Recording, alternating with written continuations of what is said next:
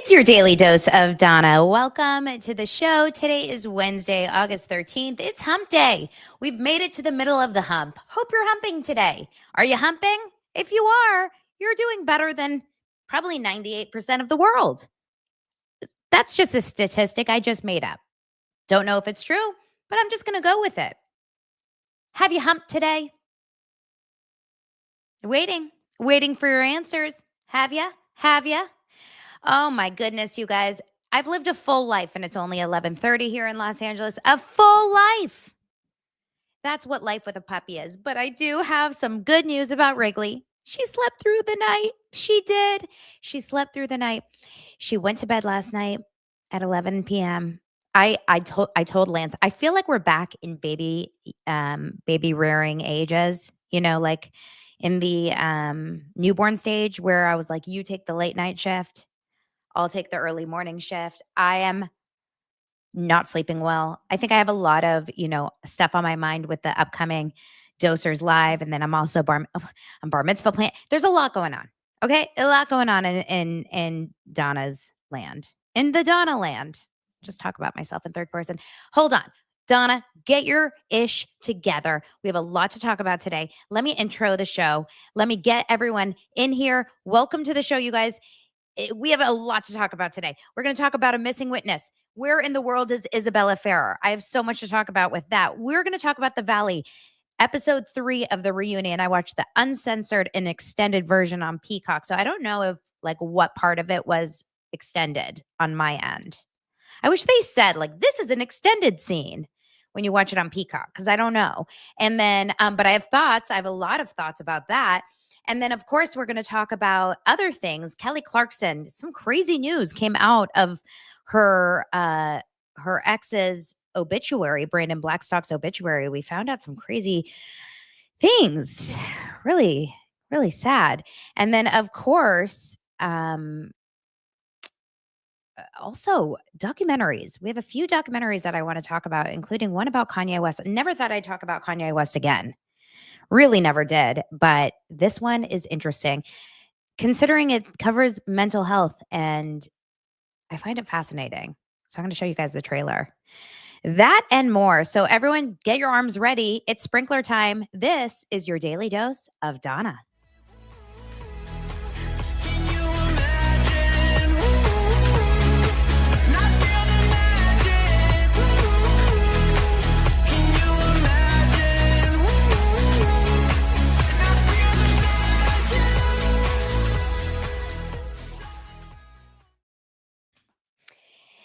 Welcome to the show. If you are here for the first time and you haven't subscribed, what are you doing?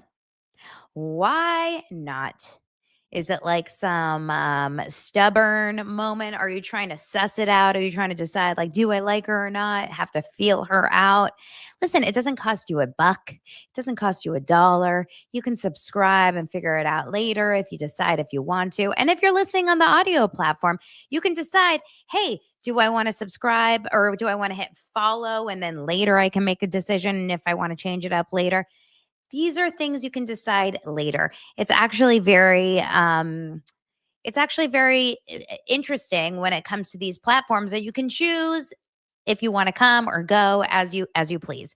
But the nice thing about all of these options is that it's totally up to you. You can come and go, and you don't have to announce your departure, and you also don't have to, you don't have to make a show of it. You just click a button. Click, and the click of the subscribe or the follow on Apple Podcasts and stuff, especially that 5-star review.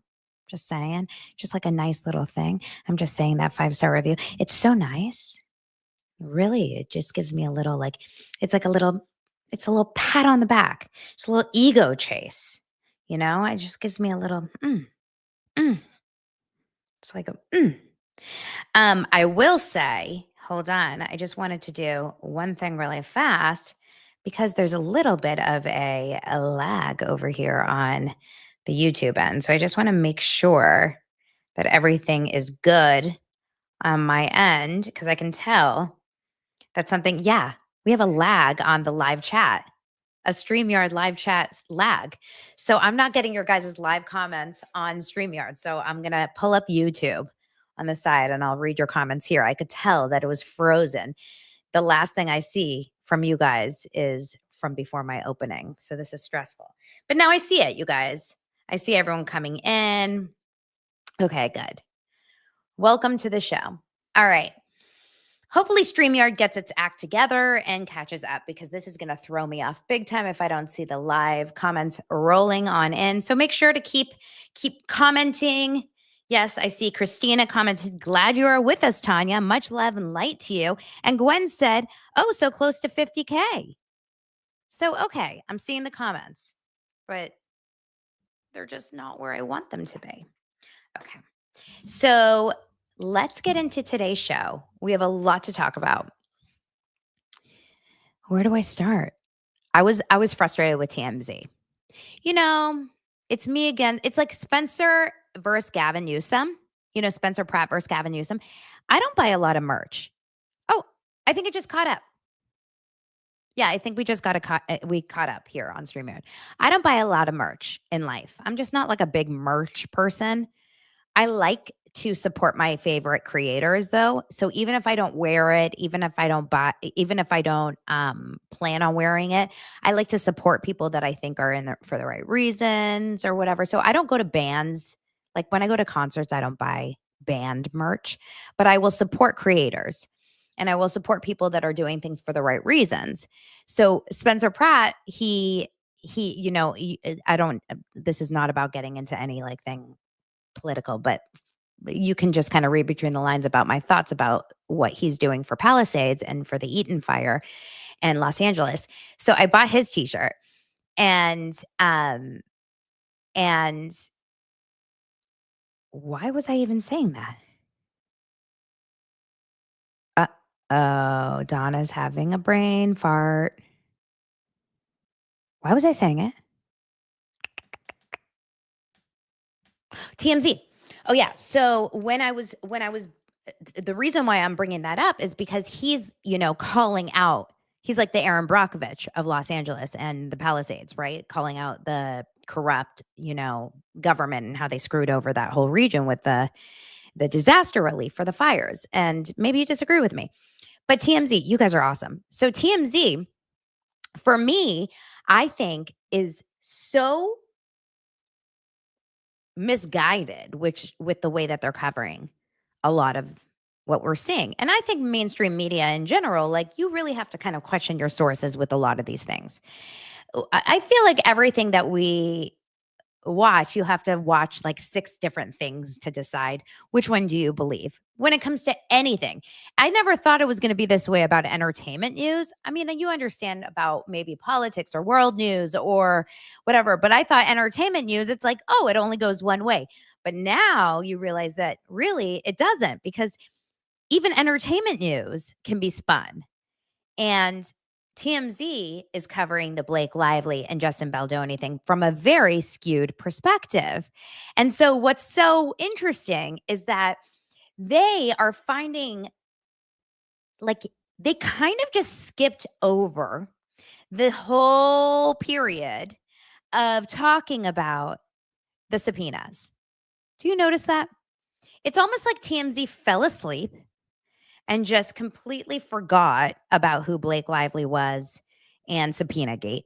They literally just didn't talk about it. They didn't cover it. They just, what? There's subpoenas? What are you talking about? Huh? But then the second that Blake Lively's deposition happened, and then this whole email dump happened with the PR, what we talked about yesterday on the show, now they're back in and they're bringing it up. So of course, yesterday, they posted on their Instagram something along the lines of, Justin Baldoni was concerned about the Swifties. And so they were offering to spend extra money on their PR for the Swifties. And then they brought it up even again today for a little clip.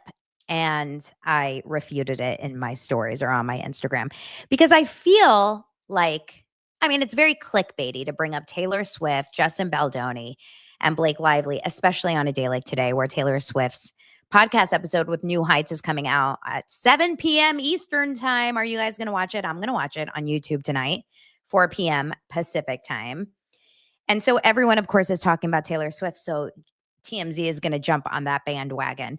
But it seems a little shady that they're going to throw out Taylor Swift's name and saying Justin Baldoni was spending extra money on PR for Taylor Swift to not get attacked by Taylor Swift and the Swifties. So really kind of pushing that narrative. And I thought that was kind of shitty. I thought that was kind of shitty of TMZ, especially when they haven't focused at all on any of the creators that have gotten subpoenaed. Have they even talked about Perez Hilton? Have they even talked about Lauren Knighty or any of the creators, not one time, who've gotten subpoenaed? I don't think so. I don't think so at all. But that's just an interesting way of mainstream media and the way that they decide to cover it. You always have to check your sources. You have to like read it 6 times over, 5 different places. TMZ Vintage Gallerina says TMZ is good for breaking news, but not journalistic integrity when it comes to entertainment news. Yeah, TMZ is good for that's a really good point. Like, if someone passes away, or if there's a new lawsuit, or if there is a divorce, something like that. Yeah, it's a good place where they get immediate lawsuit information or immediate death news or restraining order information. Like that's where you would go, TMZ. It's like, boom. But it's so true that it's very opinionated now. TMZ, if you think about it, when you watch TMZ or any of these shows, really, it's coming from a very strong opinionated place because you have Harvey Levin, who is been in the industry for a long time. And they are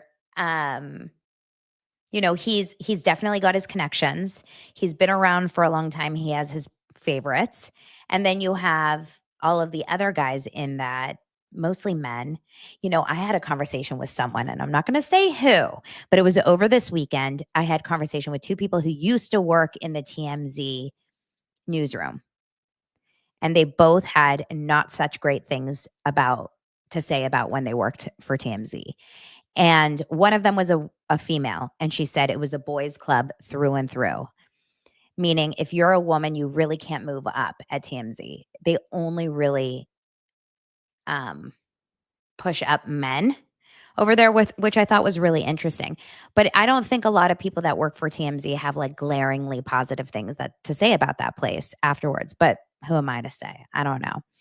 I see I have a super chat here. Thank you so much, Nikki and Mrs. Busset Can of Biscuits. Donna, group on Watchesh. New Heights. What language is that? Group on Watchesh. You mean like group watch sesh? Maybe that's what you meant. That's cute. Thank you. Yeah, we should definitely watch it tonight. Rain is asking, would I ever work for TMZ if offered right now? Hell no. I work for Daily Dose of Donna. Have you ever? I think they should work for me. Just kidding. All right. I want to get into this missing witness for Blake Lively story. I find it fascinating. Where in the world is Isabella Ferrer? I cannot find her, and neither can anyone. I mean, really, where is she? I feel like it's really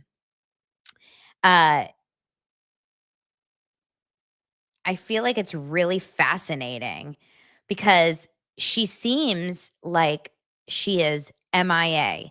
So let's get into that story. I want to talk about it from a few different angles. If you guys don't know what I'm talking about, of course, Isabella Ferrer is the youngest. She played young Lily Bloom, and she was, or is, I would say, one of the star witnesses for Blake Lively's case. but she's MIA, so we may have a little bit of a problem. But before we do, I just want to remind you guys that this episode is brought to you by Wayfair. As summer winds down, get back into a routine that you love with Wayfair. From bedding and linens to storage solutions for every room in the house, Wayfair is your one-stop shop. Refresh your workspace with desks, bookcases, and office chairs for way less. Or make weeknight dinners a thing again with quality cookware that makes mealtime a breeze. They have bedding, bath basics, kids' rooms, home decor, storage for every space, kitchen essentials, work from home, study setups, and living room refresh. There's something for every style in every home, no matter your space or your budget. Wayfair makes it easy to tackle your home goals with endless inspiration for every space. There's free and easy delivery, even on the big stuff. No more huge delivery fees for furniture. You can get sofas, dining tables, beds, desks, and even more ship free. Find all of your must-haves from furniture and decor to appliances and cookware all in one convenient place. As you guys know, I am a big fan of Wayfair. I got my crate that I'm using for my dog. It's like a furniture / crate looking thing. I have, of course, my umbrella that I just bought for my backyard. Get organized, refresh, and back to routine for way less. Head to wayfair.com right now to shop all things home. That's WAYFAIR.com. Wayfair. Every style, every home. Okay, let's get into the story. So Isabella Ferrer is Blake Lively's star witness. I would say she's one of the star witnesses. There's a couple of them. I would say it's between her and Jenny Slate.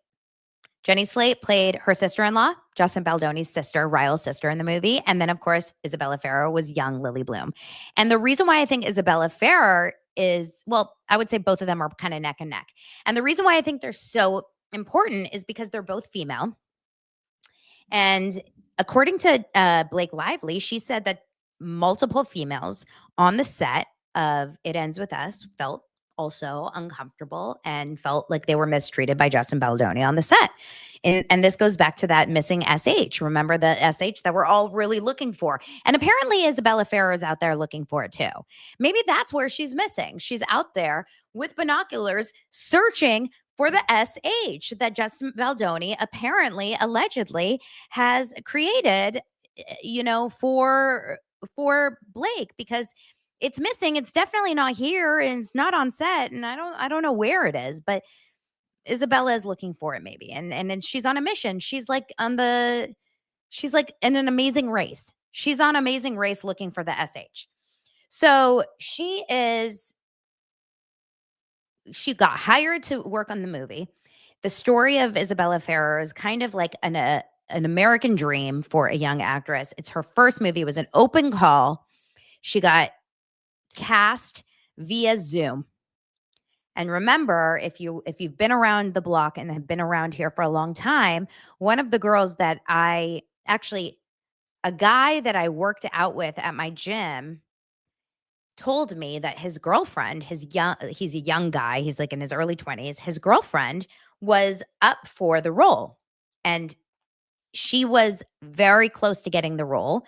So it was probably between her and Isabella, or her and maybe 2 or 3 other people, and didn't get the role. But Justin Baldoni was so kind. It was all via Zoom because it was COVID time.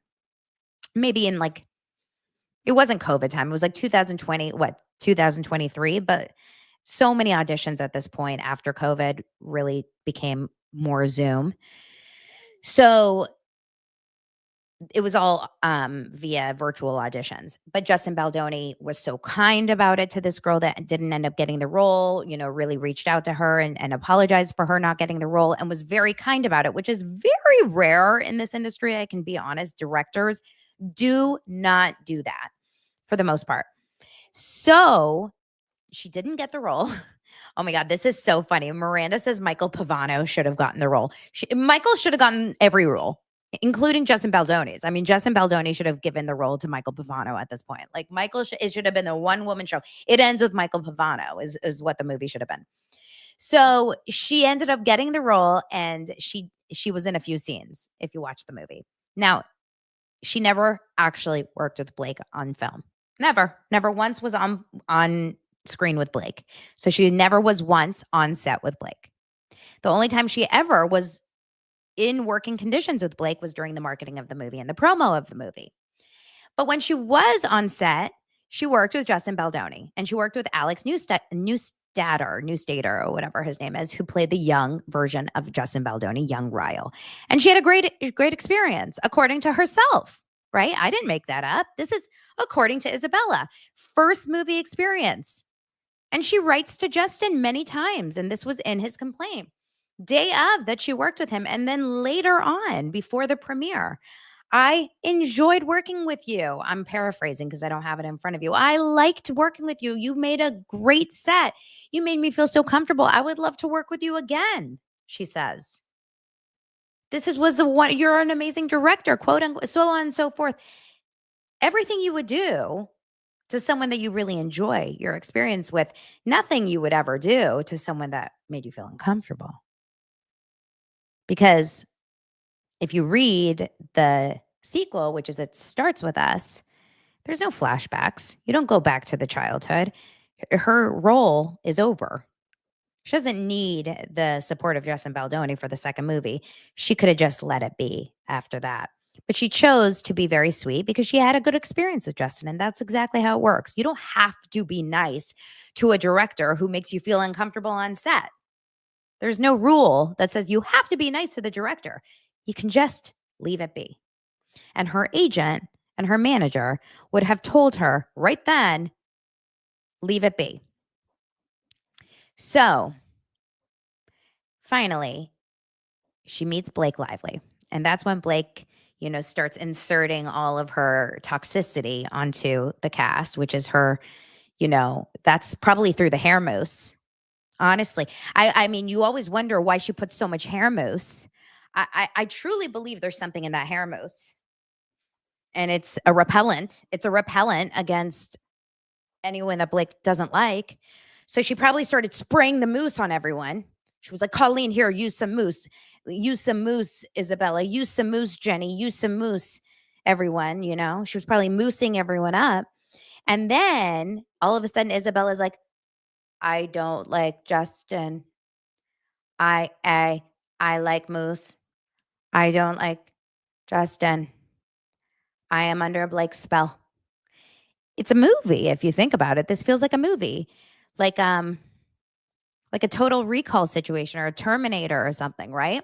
Where they're all under a spell. It's the moose spell. This should be a oh my gosh, this should be a movie. The moose that killed the world. The Blake moose that ruined civilization. We should do it. This is a Michael Pavano skit. I should pitch it to him. I'm going to email Be Better. I'm going to call Be Better or email him. And I'm going to reach out to him. I'm going to say, call your friend Michael, and I have a great idea. I'm going to change the world with my mousse. And if I spray mousse on you, you're going to start to hate Justin Baldoni too. I like it. Think about it. Wouldn't that be a great idea? So she's like, I love you, Justin. You're awesome. You were the best director. Shh. I think Justin Baldoni makes me feel very uncomfortable on set. I like florals. I think that I am, life is like a bowl of cherries, whooping and hollering. Woo, whooping and hollering. Deadpool. Like, I see it. Now, I wonder if there's an anti-mousse that we can spray on people like Ex-Patriarch. Maybe Ex-Patriarch is just covered in mousse. Is there a deterrent for the mousse? That's what I want to know. Maybe we can save the world, you guys. Maybe we can save the world with an anti-mousse. It could just all come down to something so simple. I'm going to work on it. This is something that this could be, it could all just be we could all just be under a spell. Like, that side of TikTok could just be under a spell. Okay. So then, so she got under this mousse spell. She turned on Justin. So did the rest of the cast. Then she went out to dinner after she had sleepovers with Blake Lively, which is incredibly awkward. Like, if I was a mother, I'm sorry, I don't want to throw Michael Jackson into this mix, but do you remember when those adults let their kids sleep with Michael Jackson in his house in like Neverland. Yeah, they were under 18, but still, you don't let your I mean, she was 24, okay? But she played a young girl, so it's a little confusing. But why is a 24-year-old girl like sleeping over her 37-year-old mama four's house? Unless she's a babysitter or a nanny and her job is to sleep over there to nanny the kids, or just because she's like a sister or maybe an aunt. It's just weird.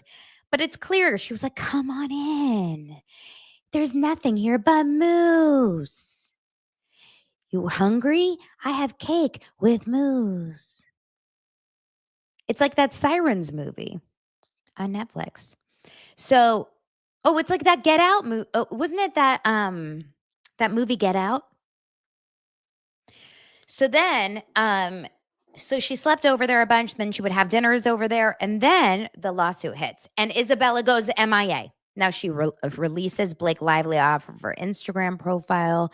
She removes her pictures off of her Instagram, and Isabella stops acting. This is a young, beautiful girl. She's a good actress too. This is like in casting world and producing world, you would jump up and down to find an Isabella. Like there's not a lot of young women that look like Isabella that can act like Isabella. You would be very excited to find someone in her range. You would be like, this is the girl. You'd want her to be in the next movies. Where is she? She's gone. So, in the last few weeks, Wayfarer writes yesterday that they have tried to serve her with a subpoena because they also need to subpoena people who Blake feel are witnesses for her side. And they've tried to serve her 5 times. 5 times. And they've tried to serve her attorney. They've tried to serve her homes or multiple addresses, and they cannot find Isabella. She got lost in the moose. She's in the moose plantation somewhere.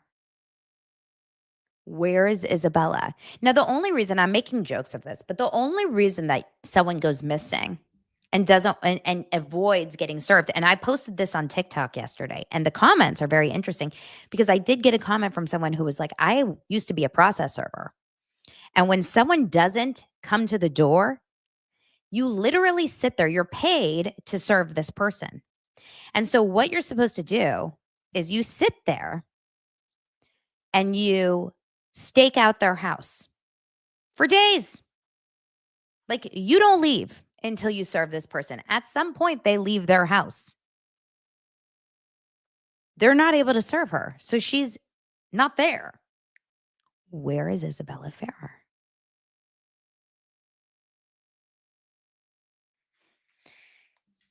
Why is she hiding is the bigger question.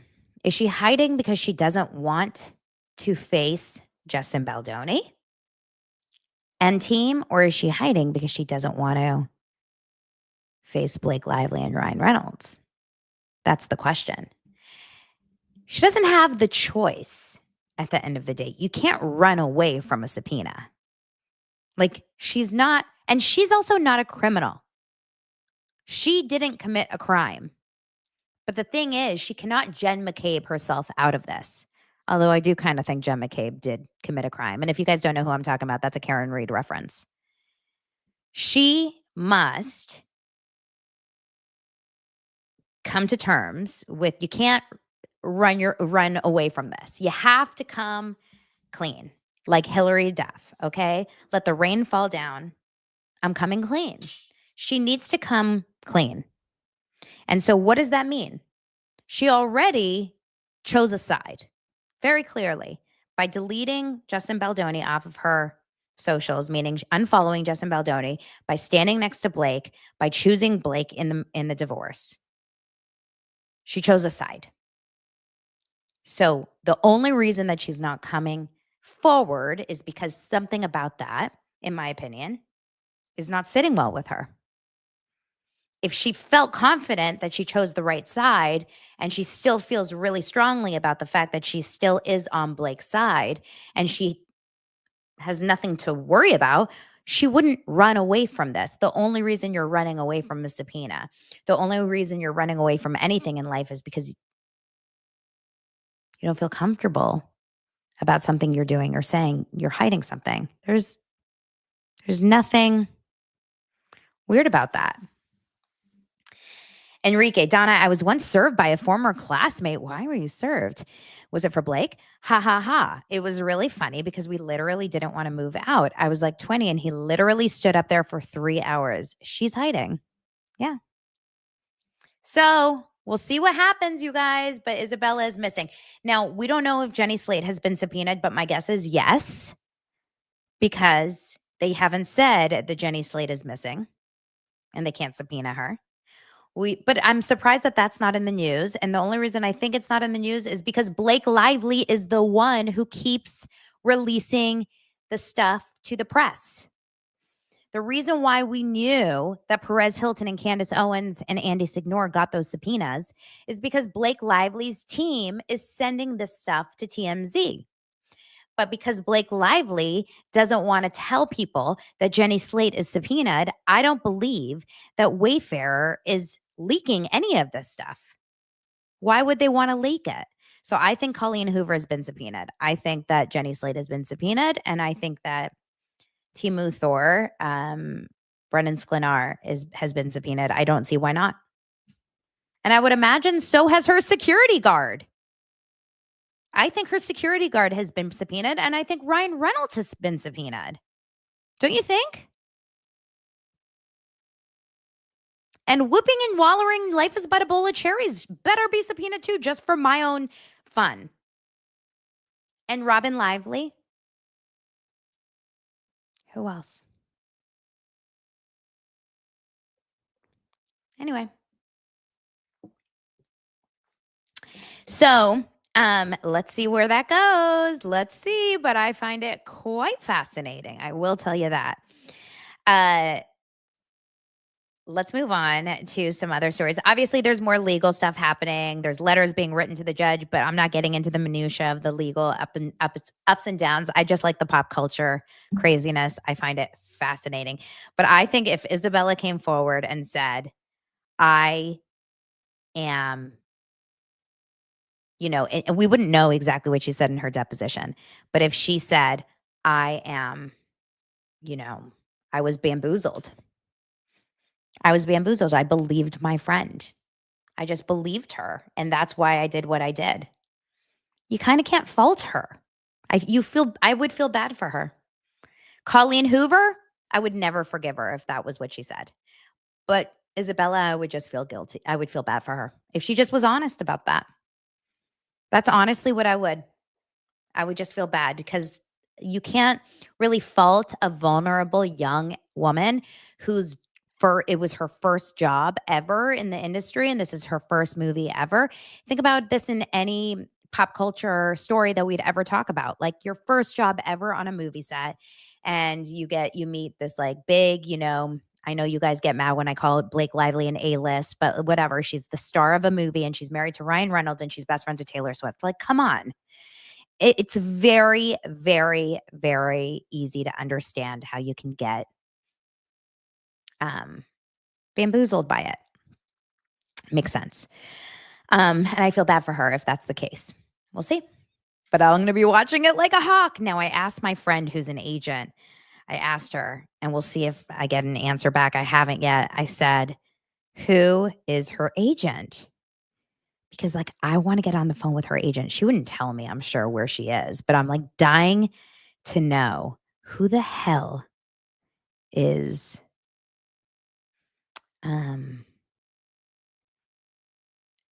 who is her agent? Right? Hold on, let me see.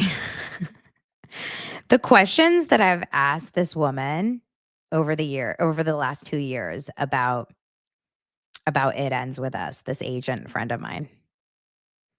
Just about Ryan Reynolds over the years. Oh my gosh, so funny. Okay, let's keep going. So I want to talk about this Kanye West documentary trailer. I think you guys are going to be invested and interested in this. And I don't want to be like out here supporting Kanye West because I think he's been so incredibly dangerous to so many communities. He is not a healthy man. But I just think it's a bigger conversation about mental health and the fact that someone was documenting this. It's pretty wild. So I do want to talk about it, but before we do it, this is a perfect opportunity to bring up the fact that the show is sponsored by Rula because obviously mental health, it's a big epidemic in this country and in this world. But telehealth has made mental health care more convenient and accessible for millions of people. However, critical challenges like finding a suitable therapist and scheduling appointments and the expensive out-of-pocket costs still keep many from getting the health care that they need. So that's where Rula comes in. It makes high quality mental health care from a licensed professional easy and affordable for everyone. They take most major insurance plans, and the average copay is only $15 per session. You can now get the quality care you need when you need it at a price you can afford. It isn't just affordable, they stick with you throughout your journey, making sure you get the best therapy and that you're making progress. Um, Every provider is carefully vetted with Rula and chosen for their expertise. So it starts by asking you a few questions about what's important to you and then provides you a list of licensed in-network providers who match your preferences, and you can schedule your preferred time and meet with your therapist as soon as the next day. Go to rula.com/daily dose to get started today. That's Rula, RULA.com/daily dose for convenient therapy that's covered by insurance. Thousands have already trusted Rula to support them on their journey towards improved mental health and overall well-being. Head on over to rula.com/daily dose to get started today. Please support Daily Dose of Donna and tell them our show sent you. Go to rula.com/daily dose and take the first step towards better mental health today. You deserve quality care from someone who cares. Okay, so let's get into this interesting story. I saw this on Deadline. Rachel's wondering, is it true that if you hit the heart constantly, it's good for the algorithm? Sure. And by the way, that's a reminder. Have you guys liked the show? Make sure to hit the like. Okay. Where are we on likes right now? Um, so let's talk about this Kanye story. I think it's really interesting. Obviously, as you guys know, I am, I've talked about Kelly Wolf here. And we've talked about Jax Taylor, and we've talked about a lot of stories involving mental health over the last few years on the show because unfortunately, they tend to get a lot of press because they're exploitative. And like a lot of people with major mental health issues, although Jax is a whole different other story. But I think that it is really, really interesting how um how mental health is it's become so prevalent in our society. And watching Kanye West's downfall over the last few years has been so scary to watch. And at first, it was like really, really scary. And then it became over the top where people just wrote him off, right? And I wrote him off. I think it's just a mental health issue 100%. So I don't even take what he says personally. There's other people out there that say really, really scary things that seem completely mentally sound. And those are the people that scare me way more than anyone in the world, right? But Kanye, whenever he talks, I'm like, oh, it's just Kanye being Kanye. But it took a long time for us to get here because the first few years where he would talk, people weren't really sure. They were like, Kanye? Are you sure? Like, Kanye seems like an amazing man. Are we sure that he's doing this? He's saying these things, and he was saying crazy, crazy things. Remember all his anti-Semitic tirades. This is years before it became as bad as it is right now. And I think he was at the precipice of like creating how bad anti-Semitism became. And then he went after every minority. He went after Asian people. He went after Black people. He went after honestly, white people. He went after everyone. He completely lost his mind. And I don't want to say anything at this point. So there's a lot of excuses or reasons, or a lot of people have thoughts why. However, it was all documented and it wasn't really planned to be documented. But according to this article on Deadline, there is a young 18-year-old filmmaker named Nico Ballesteros who began capturing these private moments 6 years ago, over 6 years ago. He had no idea that he was going to be shooting this downfall because Kanye was still with Kim when he started shooting him. And so it was when Kim and him were still married and they were still having babies. So this was when Kanye's life was like still at an all-time high. And he started shooting him. And it says he probably had no idea what he was in for. Over the ensuing 6 years, he would shoot thousands of hours of material showing West's apparent worsening mental health struggles, collapsing marriage to Kim Kardashian, loss of lucrative sponsorships, and disturbing declarations. His documentary called In Whose Name, chronicling Ye's inner world, will be released by AMSI Entertainment on approximately 1,000 screens on September 19th. And here is the first look in the teaser. So I'm going to share it with you guys. Hopefully YouTube will allow this for me to share it with you guys. I find it to be kind of fascinating. Let's watch it together. I'm off my meds for 5 months now. Your personality was not like this a few years ago. It's a calling by the universe. Never tell me I'm gonna wake up one Let day. me start it over because of the sound. Sorry. Let me punch it up. I'm off my meds for 5 months now. Your personality was not like this a few years ago. It's a calling by the universe. Never tell me I'm gonna wake up one day and have nothing. We can talk about that later, but It ain't no but. When I went to the hospital, one of the ideas was to do a church. Yeah, I just been embarrassed or ashamed to cry, man. When we're at the prisons professing how Jesus can set you free, it's true. Thank you, Jesus. I decided to run. I almost killed my daughter. I'd rather be dead than to be on medication. Either they destroy me or I destroy it. it's a bad dream. They're killing our ability to think outside of the box. And I'm almost like a masochist. I write whatever I want, when I want. It's words. You know, the best thing about being an artist and bipolar, anything you do and say is an art piece.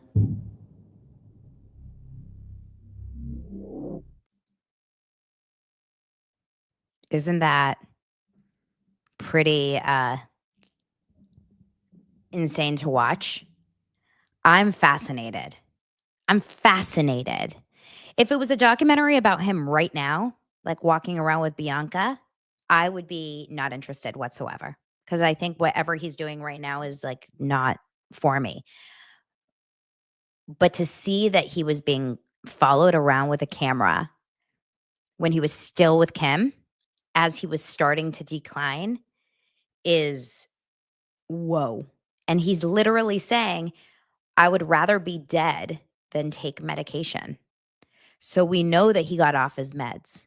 And we know that that's kind of what created this downfall, which reminds me heavily of what we're watching with Kelly Wolf. If you guys don't know what I'm talking about, remember with Kelly Wolf in the other episodes that I've been talking about with her, and I've chosen to not really continue to talk about it as often as I want to for that reason, just because it's like so current and it's happening right now and with her kids and stuff. But she speaks about that openly too, that like, I don't want to take meds. I don't want to be on meds. They're trying to force meds on me and I don't want to take meds. But unfortunately, these kinds of mental illnesses need meds to keep a person from not, going. I don't want to use the words that, I'm thinking, but unfortunately, medication is needed in a lot of these places. And I don't know what your thoughts about medication are if you're watching this, but I look at a lot of mental health medication as necessary as medication for a physical struggle that you're in. I am not against medication for mental health in any way when needed, not like for fun, but when needed. So this is so sad to watch. And you can only imagine for someone like Kim, say what you want about the Kardashians. Trust, I have a lot of negative things to say, and Kim as well. But I can't imagine what it's like for a Scott Wolf or for a Kim Kardashian to watch the person that you love and that you marry completely reverse course and change who they are, because you can't force an adult to take medication.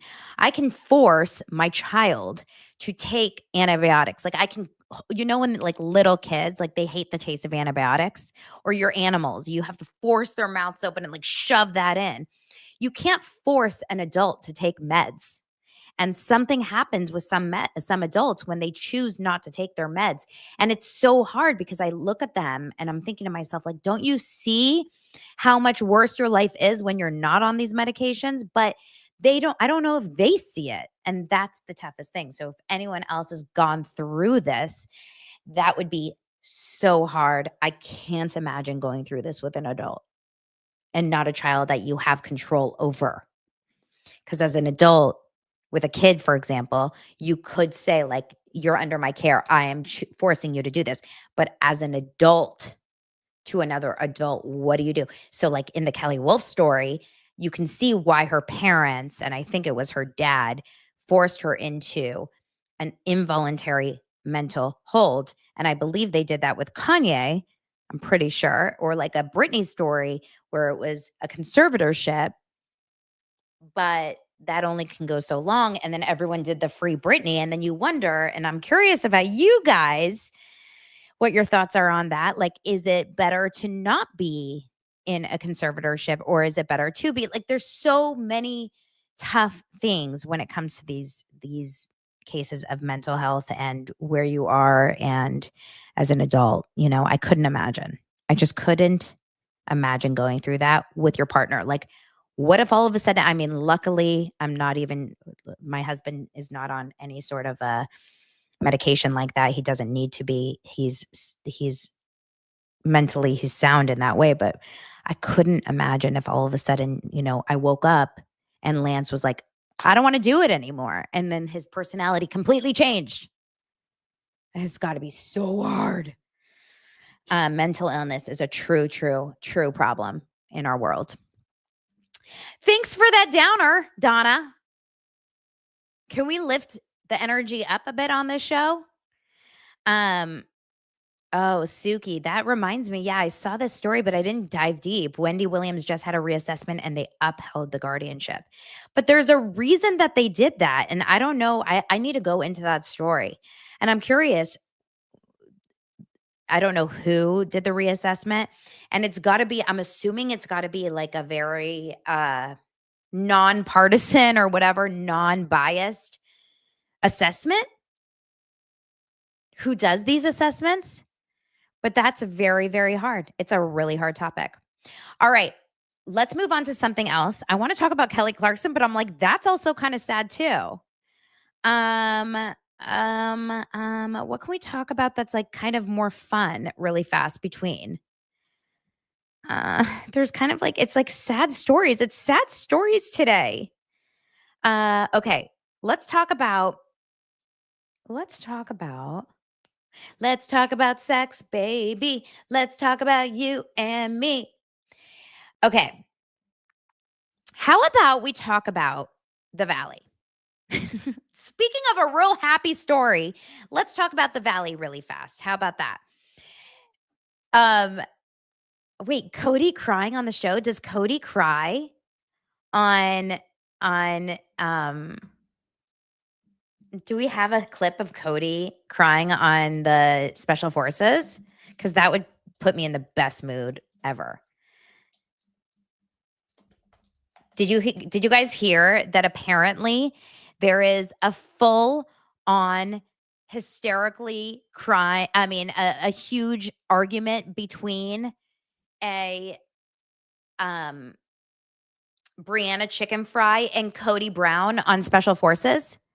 And it's like, it literally makes me so happy ever, like the happiest person ever, because if there is ever an argument between anyone, it's going to be the two of them, Brianna Chicken Fry and Cody Brown. Are you kidding me? There's no one better to have an argument ever. Speaking of Brianna Chicken Fry, do you guys like Brianna Chicken Fry? I can never talk about anything without mentioning the fact that her name is Chicken Fry. She actually talked about the fact that she insists, and this is going to piss off the Swifties, okay? She insists that Taylor Swift is always behind any of the leaks. So she's in Taylor Swift's team. She is sure that the Swifties themselves are leaking all of the leaks of the Swifties' albums and everything. And this is pissing off the Swifties. But it's possible that this is true. And I'm curious what you guys think. So the Swifties, there's always these leaks. Like, for example, people are saying, I know the name of these songs that are on her album coming out. And I know that there's a song about Trump. And I know that there's a song about Blake Lively. Did you guys hear that? There's leaks that there's a song about Blake Lively and there's a song about Trump. And apparently, according to Brianna Chicken Fry, she says she's insisting that it's Taylor Swift's team, meaning Tree Payne. She is behind all of the leaks. They are behind it. And she's getting killed online because you can't go against the Swifties. And she says, insider scoop from dating a musician, because remember, she was with Zach Bryan. And she says, all leaks are from their own team. And after watching all of this Blake Lively drama, that doesn't surprise me. It doesn't surprise me that all leaks would come from their own team, because think about it. You have to create your own hoopla. Like, it doesn't hurt to have a little bit of drops, breadcrumbs. I don't see that would be so weird, but it's interesting that she said that. Speaking of, Taylor Swift is very, very close with a lot of people, right? We know she's besties with Selena Gomez. We know she's really close with Gigi Hadid. We know she's obviously really close with Travis Kelce. We know she's actually besties with the Mahomes, Patrick Mahomes, and Patrick Mahomes' wife, Brittany Mahomes, because Patrick Mahomes said that he knew about the podcast because the second that they were done recording the podcast, they called Brittany Mahomes on FaceTime. Travis Kelce and Taylor Swift, they didn't call anyone else. They called Brittany Mahomes. They're very close with a lot of people. And you know who else they're really close with? They're close to Zoe Kravitz, because during the fires, when she was out of her house, she didn't have a house to go to. Taylor Swift invited her to stay in her house. Zoe Kravitz revealed that Taylor Swift took her in during the LA fires. Taylor Swift has a sprawling Beverly Hills home, and she according to her on Late Night with Seth Meyers, Zoe Kravitz said that Taylor Swift opened up her $25 million Beverly Hills mansion to her and Lisa Bonet. That's her mom, of course. And they stayed there for 2 weeks. Taylor Swift is a good friend to those who are good friends to her. Get what I'm putting down? Notice all these people are coming out that are saying, I love Taylor. She's a great friend. Taylor's good to me. We love Taylor. Taylor's great. Taylor's great. And meanwhile, Ryan Reynolds is like fuming at the ears. Ryan Reynolds is aging by the moment. You guys remember the movie Benjamin Button? Ryan Reynolds is exactly the opposite of that. Ryan Reynolds is literally becoming a senior citizen by the minute. Ryan Reynolds is just producing more and more moose, and he's trying to find Taylor Swift. He's stalking Taylor Swift on tour to try to spray her with the moose. She needs more moose, Blake. The moose wore off on Taylor Swift. We've got to spray her with the moose. Got to find her with the moose because the moose is worn off. Travis Kelce, he found a repellent for the moose. We got to find the more moose for Taylor. Good times, good times. And then let's finally talk about Kelly Clarkson. Kelly Clarkson got screwed over because her ex-assistant was her ex-husband's girlfriend. That sucks. That sucks. I don't like it. I don't like it. Brandon Blackstock, Kelly Clarkson's ex-husband, who just passed away, unfortunately, he just had his funeral, and in his obituary, many people were mentioned. His entire extended family, all 4 of his kids, his grandkids, many of his step parents, this, that, cousins, all of those people, and his business and life partner, who happens to be Kelly Clarkson's ex personal assistant. That's weird. Now, listen,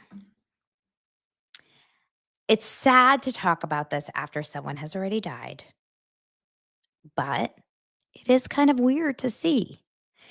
I don't know specifically when this relationship started, but it did start the year that Kelly and Brandon divorced. So that is a little bit suspect. Was it because they got divorced? Was it because of the relationship that they got divorced? Or was it because they got divorced that they started the relationship? I don't know. I can't really necessarily fault someone for starting a relationship once you're divorced. Kelly may have already not worked with this woman after, by the time that they were dating. Maybe Kelly had a bad relationship with this woman and she didn't feel the need to hold any girl code with Kelly. That's a little weird too. But love is love. And while it's shitty for Kelly that her ex-assistant ended up finding love with her ex-husband, who she had a very, very tumultuous divorce with, right? That's shitty.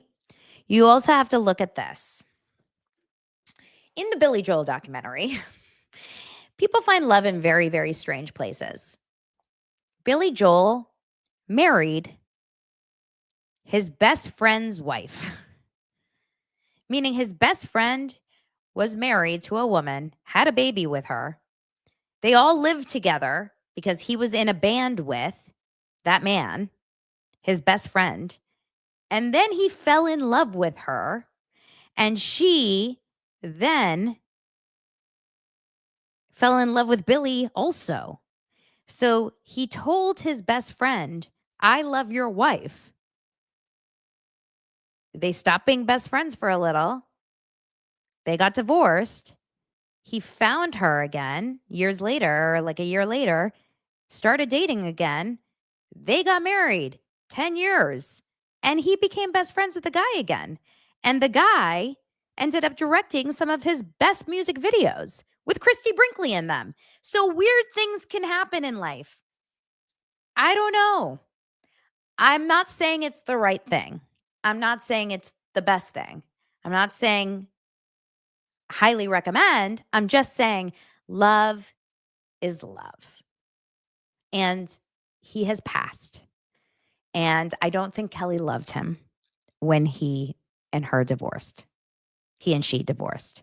And in honor of the man who has passed, and in honor of his children that are still alive,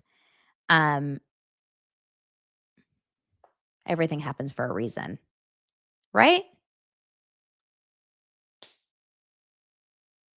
I don't know. It's not the norm. Yes, it's not the norm, but it happens probably more than you think, right? Kind of sucks, but I don't know. I just feel bad to talk about the family. I don't know if Kelly would love the fact that this is front page news about her kid's dad. You know what I'm saying? So to honor the dead. Knack for that has it right. The heart wants what it wants. Is that a Selena Gomez quote? I can't imagine that Selena Gomez came up with that quote before anyone else. Was that really a Selena Gomez quote? Okay. Yeah, Shania's husband married her BFF after the divorce was final. It happens a lot, I think, that you find the BFF. Like, it's weird. Listen, if I go before Lance, I really hope he doesn't choose my best friend. Like, Molly Dare, find someone else. It's weird. Okay. Let's move on to our final story about the Valley. Yeah? Last night we watched the final episode of The Valley, and I stand by my thoughts about Jasmine and Janet, but mostly Janet, and by proxy, her husband, Jason, who I call Janet's husband. Jason and Janet are awful, disgusting, and as camera judge says, disgusting. Disgusting. I don't want anything to do with these two. I don't want them on my TV anymore. I don't find them fun. I don't find them good villains. I find that there can be 10 other people that they can find in the city of Los Angeles that they can pretend are friends with these people, because let's be real, they put them together and they just make them pretend that they're friends. Like, I don't think that Nia and Danny were friends with any of these people before they started filming, really. I think that they just kind of forced them in there for casting. Find better villains that aren't out to literally destroy people's lives after season 2. It's not a TV show. It's dark. It's like, I want to besmirch you and ruin your name and ruin your reputation for life. The fact that Jack sits there on the same couch as everyone else and is the least, taken down, but Danny on the other side of the couch is being called a sexual harasser, a predator, a groper, a clown, a disgusting person over and over and over. And Janet sits there so confident in herself. Like, she's doing the world a favor. I guarantee you right now that at some point during that reunion, and they edited it out, I would put money on it. Kristen Doty, if you're listening to this, I'm going to DM Kristen Doty. I guarantee you at some point in this reunion, Kristen Doty said, "You're acting like Blake Lively." I guarantee it. And the only reason I feel confident about that is because Kristen Doty, if she doesn't now, she used to work with Jen Abel. Jen Abel used to be Kristen Doty's publicist. And I don't know if she still is now, but she used to be. So I guarantee you Kristen Doty is team Jen Abel in this hoopla. So I am sure that at some point she said to what's her name? To Janet, like, you're acting like Blake Lively right now. You're throwing out accusations that are going to ruin someone's life. Because that's all I could think the entire time.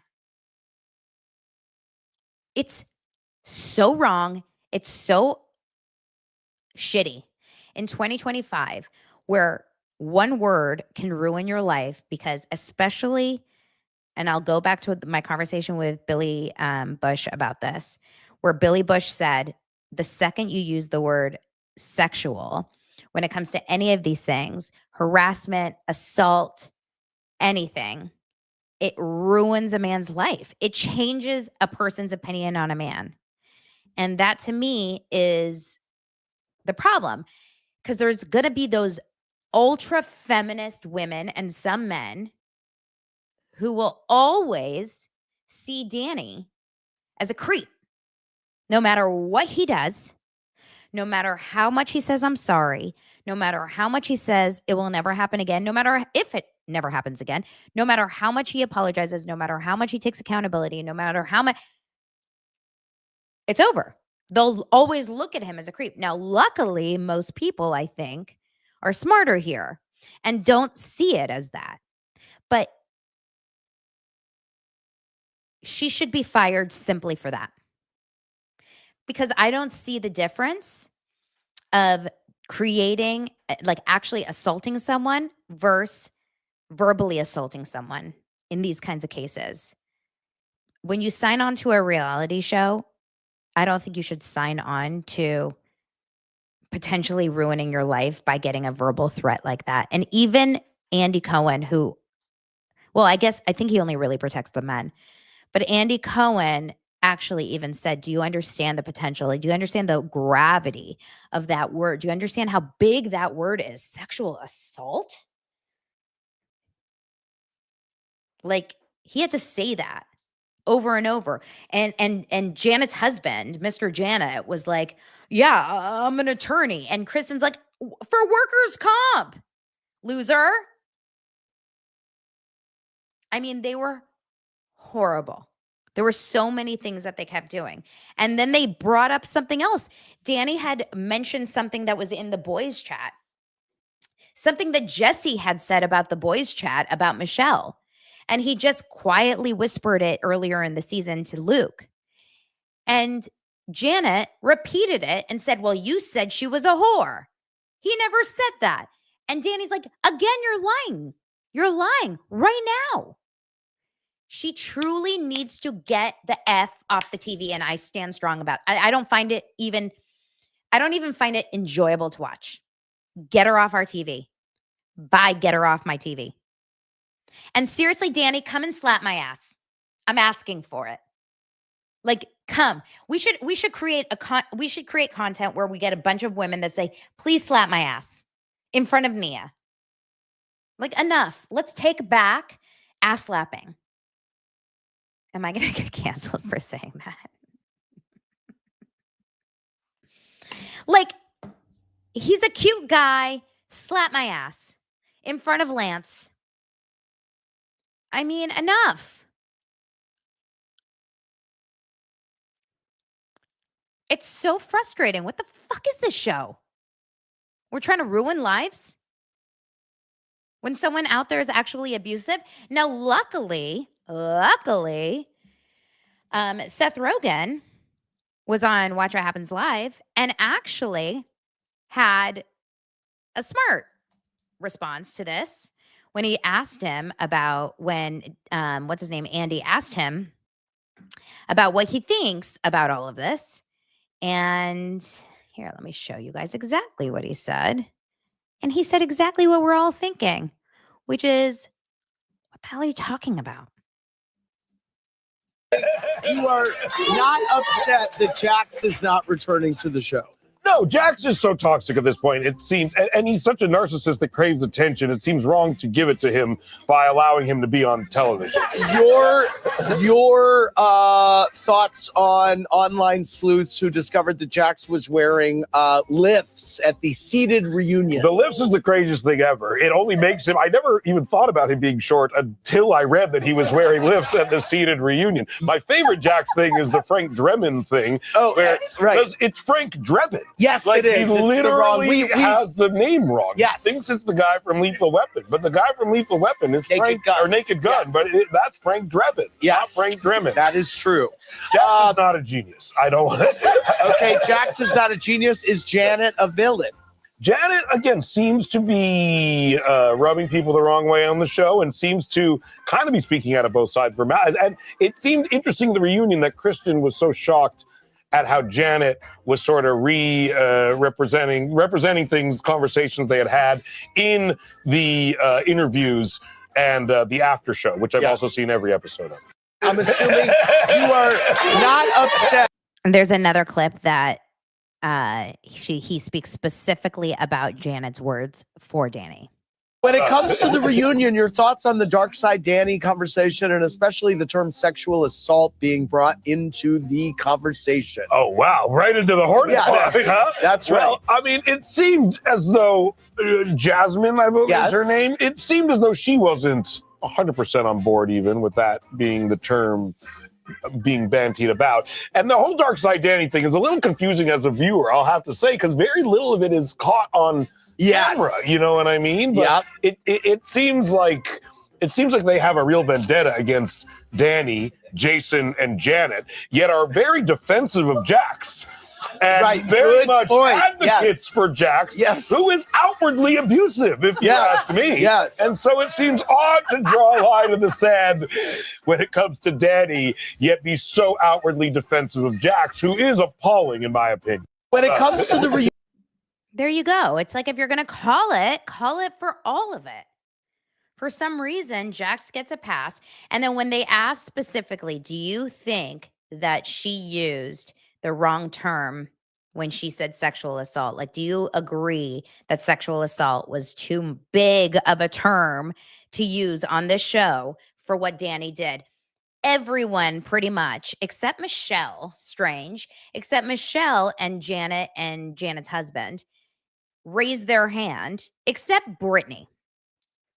Brittany freaking Cartwright. Can we take a moment to talk about how I think Brittany Cartwright may be just as bad? Janet's really the bottom of the. I would rather Jax than Janet, maybe. I'm just going to be honest. And you know how much I hate Jax. But Janet is the worst. At least Jax is honestly the worst. And he's like, I admit it, I suck. Janet actually thinks she's good. Janet actually believes that she's a good person. She thinks she's doing the right thing. She's like one of those I speak for all women people. She's Blake Lively in Snake's clothing. But Brittany Cartwright is, I'm friends to everyone. I'm Sheena. I'm friends with everyone. Let the rain come down. I'm dating.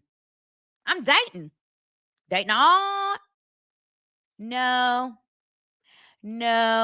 We don't do that. We don't do that. We don't stand by our friends that fuck over our other friends.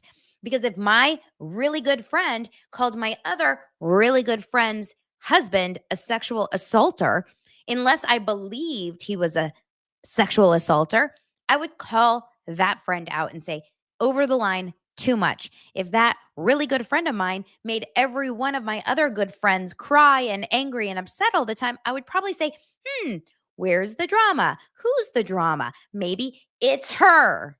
I wouldn't be like, but she's nice. She's nice. She's so nice.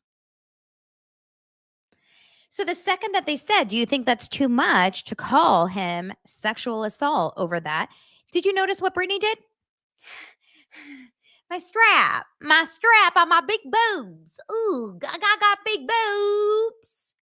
I got big boobs. I got big boobs on my boobies, so I can't raise my hand, but I'm also not raising my hand. I want to make everyone happy. Jax. I'm not falling for it anymore, Brittany.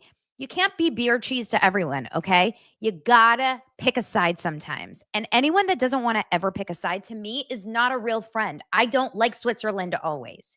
You can be Switzerland to an extent, but sometimes you gotta stand up for what's right. And there's a certain line in the sand that Janet crossed, in my opinion. She wouldn't want her friends to not stand up for her and Jax. I'm sure she wouldn't feel good if Kristen was like, but I'm friends with Jax and I'm friends with you, so I'm just not going to say anything. No, she would be like, fuck you. Be my friend. If you don't choose a side, then you're saying no one matters to me. You don't matter and you don't matter. That's not a good friend. That's Sheena. And we all know about Sheena. Sheena doesn't have a good side. She thinks she has a good side. No side is good on Sheena. No offense. She's a pretty girl. It's not about her looks. It's not a good side. All right, guys. Well, I'm going to do the rest of the show in Daily Dose of Donna, Brittany Cartwright voice. So I hope you guys have a great weekend. Great Wednesday. I'm going to go hang out with Riggs. And I'm also going to... I don't know. Just,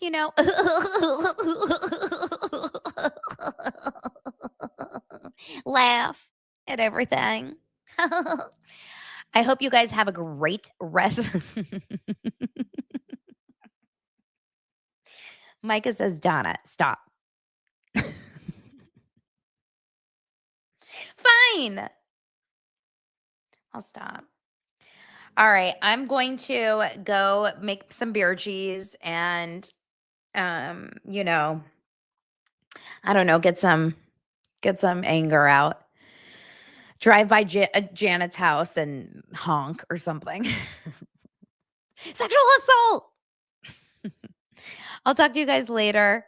Thank you for being here. Thanks for liking and subscribing.